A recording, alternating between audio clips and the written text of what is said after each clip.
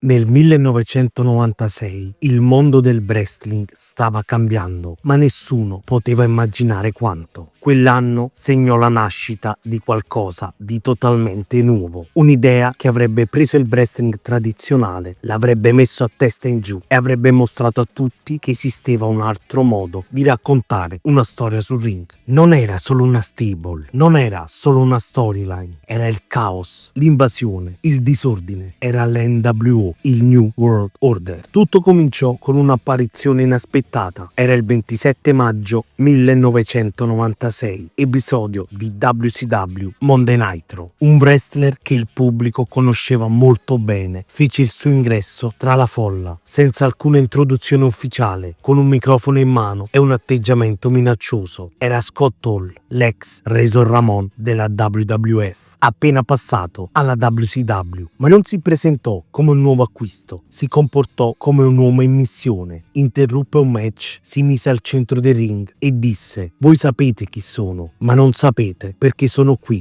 You know who I am, but you don't know why I'm here. Un'escalation narrativa che fece subito impazzire i fan. Pochi giorni dopo arrivò anche Kevin Nash, l'ex Diesel. Entrambi erano appena usciti dalla WWF ed entrambi si comportavano come se stessero lavorando ancora per quella compagnia. Nessuno lo diceva apertamente, ma tutto era fatto per farlo credere. Il modo in cui parlavano, il modo in cui attaccavano i wrestler WCW, persino lo stile con cui si muovevano. Erano ribelli, invasori, e la cosa più affascinante era che sembravano reali. Niente gimmick ridicole, niente costumi colorati, solo jeans, giacche di pelle, occhiali da sole e arroganza, tanta arroganza. Si facevano chiamare The Outsiders.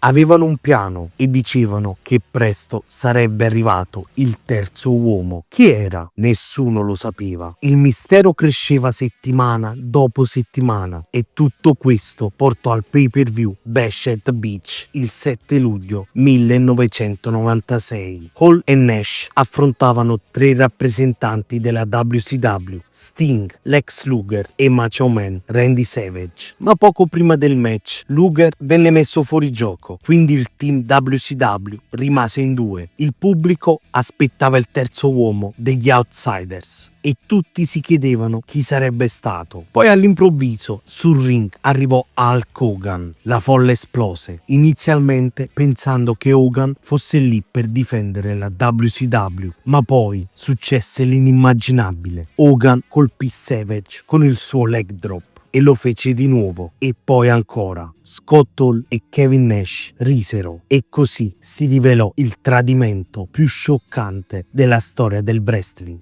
Hulk Hogan si era unito agli invasori. Hulk Hogan, il simbolo dell'eroismo americano, il volto della lotta tra il bene e il male negli anni '80, era diventato cattivo, era diventato Hollywood Hogan. Sul ring Hogan prese il microfono e annunciò la nascita del New World Order. You can call this the New World Order of Wrestling, brother. Le sue parole furono chiare. Era stanco di lottare per i fan ingrati, era stanco delle regole e ora, insieme a Hall e Nash, avrebbe distrutto tutto ciò che la WCW rappresentava. In pochi minuti il mondo del wrestling cambiò per sempre. Da lì in poi l'NWO diventò un fenomeno, ma non solo un fenomeno televisivo, un movimento culturale. Loro non sembravano personaggi scritti, sembravano persone vere, persone che si ribellavano contro il sistema e i fan li adoravano. In teoria erano i cattivi, ma nella pratica la gente li tifava. Il pubblico iniziò a fischiare i buoni e ad applaudire i ribelli. L'NWO divenne un'icona. Il logo in bianco e nero iniziò ad apparire ovunque. Magliette, cappellini, bandiere. Era più cool tifare per l'NWO. Era come se i ribelli avessero finalmente preso il potere. La storyline dell'NWO non era solo interessante, era rivoluzionaria. Il gruppo cominciò ad allargarsi. Nuovi membri venivano reclutati ogni settimana. Wrestler che passavano dalla WCW all'NWO, tradendo amici e compagni. Entrarono Six, meglio noto come 1-2-3 Kid.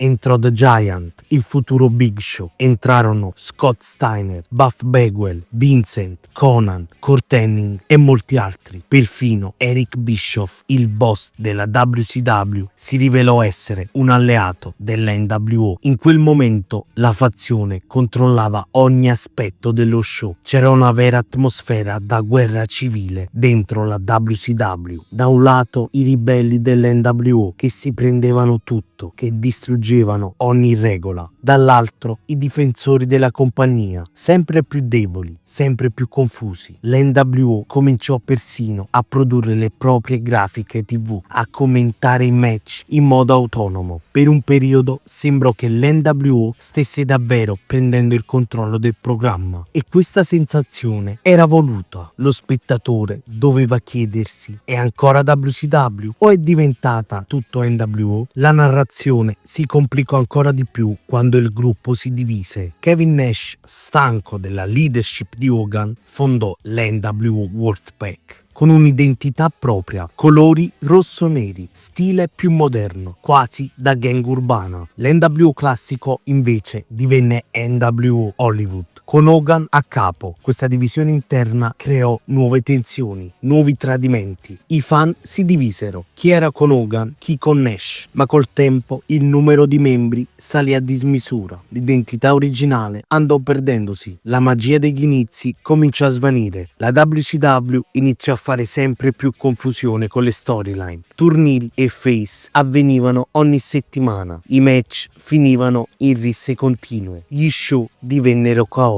L'NWO, che un tempo sembrava pericoloso, ora sembrava solo disorganizzato. Il pubblico iniziò a perdere interesse e mentre la WCW si impantanava nei suoi stessi errori, la WWF rispondeva colpo su colpo. La nascita dell'Attitude Era con Stone Cold Steve Austin, The Rock, la D-Generation X portò una nuova energia e nuovi ascolti alla federazione di Vince McMahon. La WCW, che aveva vinto per oltre 80 settimane consecutive la guerra degli ascolti, cominciò a crollare. Nel 2000 la WCW tentò disperatamente di rilanciare l'NWO con nuove versioni, tra cui una guidata da Bret Hart, ma nessuna riuscì a replicare l'impatto dell'originale. I fan non credevano più al progetto. L'NWO era diventato l'ombra di se stesso e quando la WWE comprò la WCW nel 2001 sembrava che tutto fosse finito, ma Vince McMahon aveva altri piani. Nel 2002 la WWE riportò in scena l'NWO con Hogan, Hall e Nash riuniti per un'ultima missione: distruggere la WWE dall'interno. La storyline fu lanciata con il massimo clamore. I tre leggendari invasori entrarono di nuovo nel ring, ma questa volta qualcosa era diverso. Il pubblico non voleva odiare Hulk Hogan. Alla vigilia di WrestleMania 18 la folla era tutta per lui. Quando Hogan affrontò The Rock, il pubblico tifò in massa per il vecchio eroe e a quel punto l'NWO perse subito forza. Hogan tornò face. Hall fu licenziato poco dopo. Nash si infortunò. Il revival dell'NWO in WWE durò pochi mesi. Si provò a sostituire i membri, a reinventare il gruppo, ma ormai era chiaro, quell'epoca era finita. L'NWO apparteneva a un momento preciso, irripetibile, dove tutto si era allineato alla perfezione. Eppure l'eredità dell'NWO è ancora viva. Senza l'NWO non ci sarebbe stata l'Attitude Era, non ci sarebbero state le fazioni come la DX, il Bullet Club,